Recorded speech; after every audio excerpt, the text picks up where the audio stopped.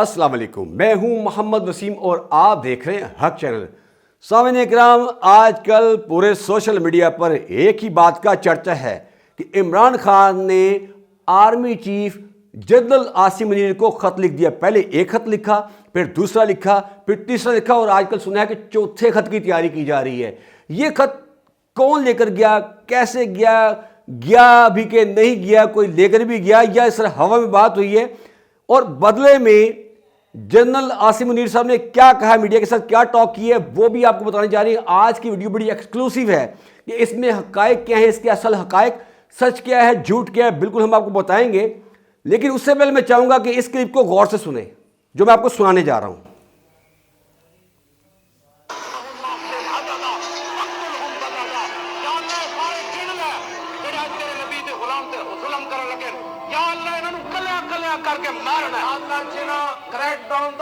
Order کیتا جڑے آرڈراں تے چل کے جڑا ظلم کیتا دنیا آخرت وچ ایو جا برباد کر ندیاں نسلاں بھی یاد رکھن کہ دین اسلام دے خلاف حرکت کرن والے نوں تو کیوں جی سزا دے گا۔ جنہاں آرڈر کیتے یا اللہ انہاں نوں بھی ذلیل کر، جنہاں آرڈر تے عمل کرایا یا اللہ۔ بالکل سنا آپ نے کلپ، یہ ایک درویش کی آواز تھی، یقیناً آپ سمجھ گئے ہوں گے۔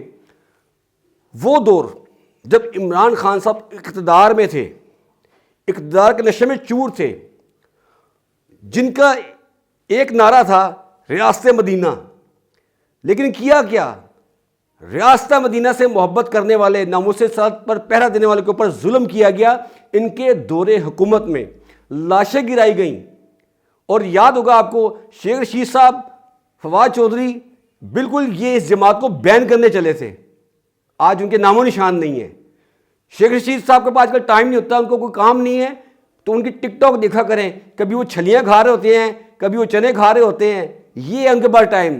تو یہ درویش کی آواز سنی آپ نے۔ آج عمران خان صاحب کے ساتھ جو کچھ بھی ہو رہا ہے، بس درویش کی آپ نے آواز سن لی ہے۔ اصل ٹاپک کی طرف آتے ہیں۔ اصل ٹاپک ہمارا تھا خط۔ عمران خان صاحب نے army chief general Asim Munir صاحب کو خط لکھا۔ پہلے ایک خط لکھا، پھر دوسرا لکھا، پھر تیسرا لکھا، اور سنا کہ اب چوتھے کی تیاری ہے۔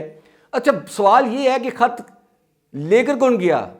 جناب، جیسا کہ آپ کو پتہ ہے کہ عمران خان صاحب بیانیہ بنانے میں ماہر ہیں، ماسٹر مائنڈ ہیں، بیانیہ ان پہ ختم ہے۔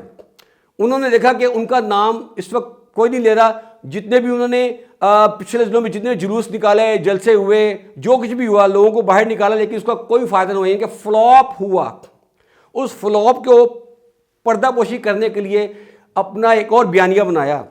خط لے کر کوئی نہیں گیا، ٹویٹر پر خود ہی ٹائپ کر کے خط لکھا گیا، پھر دوسرا لکھا گیا، پھر تیسرا لکھا گیا ٹویٹر پر۔ جبکہ آپ دیکھیں، اگر خط بھیجنا چاہتے ہیں عمران خان صاحب، ڈائریکٹ خط بھیجنے کا طریقہ یہ ہوتا ہے کہ خط کسی کے نام ہوا میں نہیں اڑایا جاتا، بھیجا جاتا ہے نام کے ساتھ۔ ان کی جماعت کے جو لوگ ہیں، خاص طور پہ کے پی کے میں ان کے وزیر اعلیٰ علی امین گنڈا پور صاحب، ان کی تو آرمی چیف سے ملاقات بھی ہوتی ہے، وہ بھی خط لے کے جا سکتے تھے۔ اس کے علاوہ بیرسٹر گوہر صاحب، وہ بھی خط لے کر جا سکتے تھے، اگر یہ چاہتے ان کے ذریعے خط پہنچانا تو پہنچا سکتے، لیکن صرف کرنا کیا تھا، انہوں نے صرف اپنا بیانیہ بنانا تھا۔ تو یہ ہمیشہ یہی کرتے ہیں، کیونکہ آرٹسٹ آدمی ہیں، آپ کو پتہ سب کو۔ جن لوگوں نے ان کو ٹویٹر پہ میسیج پہنچانے کی اجازت دی ہے، اگر اتنی سہولت مل سکتی ہے تو بھائی آپ کوریئر والا بھی تو بلوا سکتے تھے۔ وہ جس جیل میں ہے وہاں پہ کوریئر والا بھی آپ کی ڈاک لے کے جا سکتا تھا۔ ہم کوئی جنگل میں تو نہیں رہتے، سب کچھ ہو سکتا تھا، لیکن صرف بیانیہ بنانے کے لیے ٹویٹر پر ڈالا گیا تاکہ دنیا کو پتہ چلے، ہماری جگہ ہسائی ہو، جو ان کا ہمیشہ پلندہ رہا ہے، کام کرنے کا طریقہ رہا ہے۔ بس چھوڑیں یہ کوئی بات یہاں۔ اب بات کروں گا کہ اس کے بدلے میں army chief general Asim Munir صاحب نے میڈیا سے ٹاک کی ہے۔ انہوں نے صاف کہہ دیا کہ مجھ تک خط کوئی نہیں پہنچا، اگر خط پہنچ بھی گیا تو میں اس کو وزیر اعظم کے حوالے کر دوں گا۔ یعنی کہ صاف جواب ہو گیا، وہ ان کی بات سننے کو تیار ہی نہیں ہیں۔ کیا دیکھیے کہ ناظرین، بس میرا کہنے کا مقصد صرف یہی تھا کہ کوئی خط نہیں تھا، کچھ بھی نہیں تھا۔